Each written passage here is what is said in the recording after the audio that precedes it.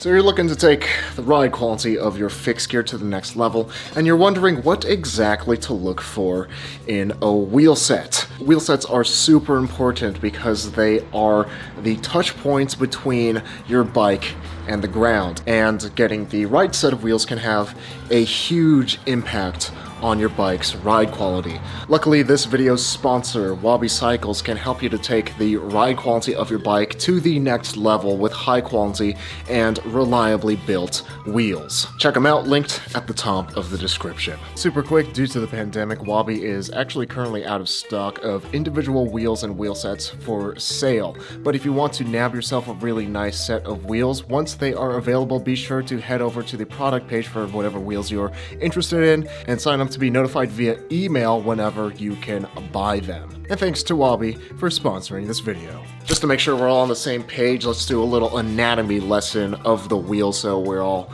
know what we're talking about. First up, this is a wheel, and two of them would make a wheel set. The wheel is constructed of different parts. Starting from the middle here, we have the hub, and then we have the spokes, which are then connected with the nipples to the rim, and then we have the tire, which is where the rubber meets the road, and inside the tire we have the tube. And there's a couple of sizes that you need to be aware of. One is width and the other is diameter when it comes to bike wheels. Most fixers are going to have 700C, which is 622 millimeter diameter measured from the edge of the rim to the edge of the rim. When you're shopping for tires for your wheels, one thing you need to keep in mind is that certain rim widths will accommodate certain tire widths. And you want to make sure that the tire width isn't so wide that it won't fit in your frame. Most fixed gear wheels will work with most fixed gear frames. Most frames should be able to fit tires anywhere between 20 mil to 32 mil without any problem. But before buying anything, it's always a good idea to be sure to check the manufacturer's spec of your frame's clearance to be 100% sure. While most frames top out at 32 mil, there are some fixed gear frames that can fit up to some really plump and juicy 50 mils like the Wabi Thunder. In that case, if you're riding a super wide tire, it's a good idea to get a rim that also has a bigger width so that they'll fit together more properly. But how do you determine tire size compatibility for a wheel? Well, sometimes the manufacturer of the rim will give you the range of tire sizes that'll work with it. But if they don't, then you can look and measure the rim width to get an idea of what tires will work with it. There's an old rule of thumb to figure out how wide is too wide for your particular rim, and that is 1.5 to 2 times the inner rim width. But some people say that is even a conservative estimate, and you can go even up to 2.5 times the inner rim width for the tire width. Another thing we need to consider is the tire profile, what shape the tire is as it sits on the rim. Because as the rim widens in relation to the tire, it changes the shape of it, and it can actually impact the way that your bike rides and feels. For example, if I mounted the same tire on a wider rim, the tire shape will actually bulge outwards and flatten out. This gives more surface area for the tire to roll on the road, making the bike handle more predictably without impacting speed all that much. But this also impacts what tire size will fit on the frame, since a wider rim results in a wider tire, even if it's the same tire. If you're at the upper end of your frame set's width range, be sure to double check if your tire will still fit with a wider rim. With a wider sitting tire, you can also run the tire at lower pressures for more comfort, but there's a trade-off with wider rims: weight. Wider rims have more material and are heavier, so it's up to you whether you want the quicker acceleration and more lively climbing of narrow rims or the more confident cornering of wide rims. So both the rim and the tire work together to balance out ride quality. Next up, you'll want to look at the hub and how it's compatible with your bike. Unless you're converting an old road bike to fixed gear or you have a cyclocross specific fixed gear, you really don't need to worry about the hub compatibility, since most fixed gear hubs are just straight up compatible with most fixed gear frames. Most fixed gear wheel sets will be set up as fixed or fixed if it's a flip-flop hub. A flip-flop hub is a hub where gears can be installed on both sides, and you remove and flip the wheel to change gearing. For example, I have a 15-tooth cog on the right side of my hub for flat riding, and a 17-tooth cog on the other side for hills. You'll also see hubs with a free wheel or fixed and free wheel configuration. One important note for a question that both me and Wabi get a lot is that yes, you can indeed put a free wheel on a fixed side of a hub. On the other hand, you cannot put a fixed gear cog on the freewheel side of a hub because it doesn't have the threading for the lock ring.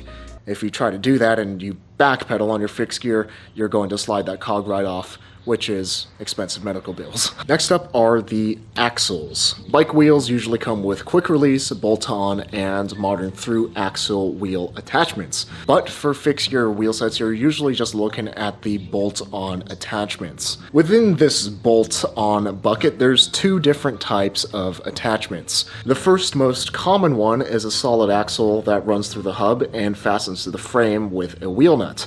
The second attachment is where a wheel bolt will thread into a hollow axle. Both attachments will work on a fixed gear, but of course they have their pros and cons. Threaded axles are compatible with Mohr frame sets, which is why you'll often see them on cheaper wheels that are designed to go on multiple different kinds of bikes. But modified versions are also used on some higher end track hubs like DT Swiss because of their high strength and stiffness with that solid axle. On the downside, they're heavier and they don't look as tidy as wheel bolts. Hollow axle wheel bolts are a more elegant solution.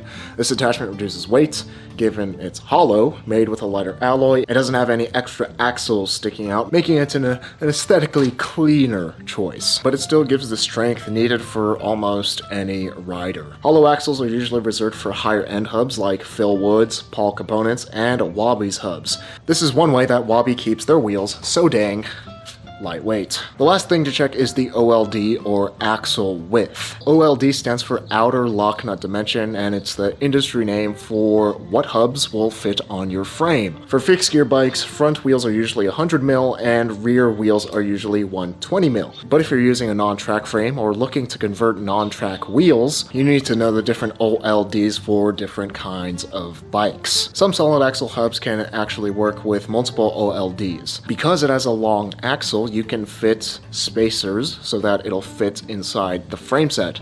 This is how I got a track wheel to fit inside my cyclocross bike. Now, weight is always important, but it's especially important for fixed gear riders because we have the limitation of only having one gear. If you gotta shift, you just pedal harder, and the less weight you have, especially in the wheels, it's going to make pedaling harder a lot more efficient. And losing, say, 500 grams in a wheel is a lot more effective than, say, losing 500 grams in your frame set because of something called rotational weight. Rotational weight is exactly that. It's just mass that rotates. And the more mass that needs to be rotated, the more energy it's going to need to get spun up and get you and your bike up to speed. You can especially feel the effects of rotational weight at starts, accelerations, and when you're riding uphill. This phenomenon makes even a small weight difference, like half a pound, feel like a big difference in the effort you need to put in to get your bike going. And the further away that weight is from the rotational center, the more impact it's going to have per gram. That means you'll want to look at lighter weight wheels, especially those with lower profile or lightweight rims, where the weight is minimized on the outside of the wheel. For instance, a 40mm dish wheelset comes in at about a whopping 6 pounds. That's a hefty wheelset with most of the weight at the rim, and that's a lot of weight to throw around for very little aerodynamic gain. But hey, they give you a lot of real estate for your edgy, ironic Fixie decals. Let's compare that to a Wabi lightweight wheelset, which comes in at just under 4 pounds for both of the wheels. It has a narrow rim so that the weight is more evenly distributed throughout the entirety of the wheel. That 2-pound difference at the rims will make your bike feel significantly more zippy and fast than if you, say, took those 50 Cliff Bars out of your bag. If you look at the Wabi Sub 15s, that's what I have here, they're coming at a slight 3.25 pounds for both of the wheels. You're then seeing an even bigger difference in how much effort is required to get your bike spun up. That's why when people switch to these types of wheels, they often notice immediately that their bike is a lot easier to get spun up from stops and to get uphill. Now, some will argue that there's a trade-off with going with a lightweight wheel. One of those being durability, because more weight, more material means that the wheel can be built more tank-like. But even on a pretty dang lightweight wheel like the Wabi Sub 15s, these things have a weight limit of 225 pounds. And even then, if you're heavier than that, you can get the Wabi standard wheels and they'll hold up just fine. The thing is, you only actually need heavier and deeper dish wheels if you absolutely thrash your bike. But the trade-off of having to just kind of ride your bike normally and not like a lunatic doing insane drops and riding down stairs all the time, you can have a much more pleasant moment-to-moment ride quality when you're just riding your bike normally. So the trade-off, I'd say, is really worth it with these lightweight wheels. And even then, I've absolutely thrashed these wheels for the past 2.5 years, and I only just got them trued last month. But of course, your mileage may vary. Next up, or perhaps the most exciting part of the wheel, the rims. The profile is the depth of the rim. Deeper rims will tend to be heavier and may have some marginal durability for heavy riders or for people that beat their wheels like it owes them money, and give a slight aero advantage in the flats, though it'll be more of a headache in crosswinds. Plus, you get that deep dish look. Narrower rims will be lighter while still giving plenty of durability with a more classic look. For the construction, rims will come in either steel, alloy, or carbon. Steel will be really heavy and reserved for cruisers. Alloy is the norm, and you may come across some carbon or carbon hybrid options. They tend to either be very expensive or actually heavier than alloy options, such as carbon 5-spoke rims. Carbon is great and all for very specific purposes, but it ain't magic. For alloy rims, they'll either be single wall or double wall constructed. Single walls are usually found on cheaper rims and can potentially have durability issues. Definitely recommended to go with double-walled rims whenever you can. The last thing to look for are the spoke hole openings that either have eyelets or don't have eyelets. Eyelets shouldn't be needed on standard wheels, but they can make for even stronger wheels if you need that extra bit of durability, like on the Wabi CX and Urban wheelset that uses eyelets along with a narrow rim profile to keep the weight down and also balancing out the rim's durability to handle the tough cyclocross or urban riding. And then you need to think about whether you want to have a machined or a non-machined braking surface. A machined surface is normally what you would see on rim brake wheels. It's a groove track that's been machined where the brake pads hit. The grooving will give a better braking surface right off the bat and has less squeal. Non-machined surfaces don't have grooving and are the original surface. The main reason to go with non-machined rims is that it looks really dope, and the fact that with non-machined rims that you don't have a visible braking surface on your rims shows everyone how much of a brakeless badass you are. But legally, I'm supposed to tell you that brakeless riding is for dummies. Lighter wheels, especially at the rims, make it a lot easier to spin your bike up from stops and to get your bike up hills. And if there's one thing that I really like about my Wabi wheels, it's this, because they're a hell of a lot lighter than a lot of the wheels on the market, especially at that price. And for the hubs, there's two main things you need to consider: the bearing type and the flange height. Bearings either come in sealed or loose ball variants. I generally say go with seal bearing hubs because loose ball bearing hubs for most people just end up being a headache to maintain in the long run without any benefit. Flange height is the height of the flange. This is the flange. Some are bigger than this one, but this here is a lower profile flange, of course, to keep the weight down. For most people, it's not going to have much functional difference, just choose whichever one you think looks better. Low flange hubs, like on Wabis, give the bike a much more classic look, while higher flange hubs give the wheel a more track-inspired look. And you best believe that Wabi uses sealed bearing hubs so that it is just absolutely buttery smooth without ever having to maintain them. If we waited for this to stop, we'd be here all day. And the sun is already set. We'd be here till morning.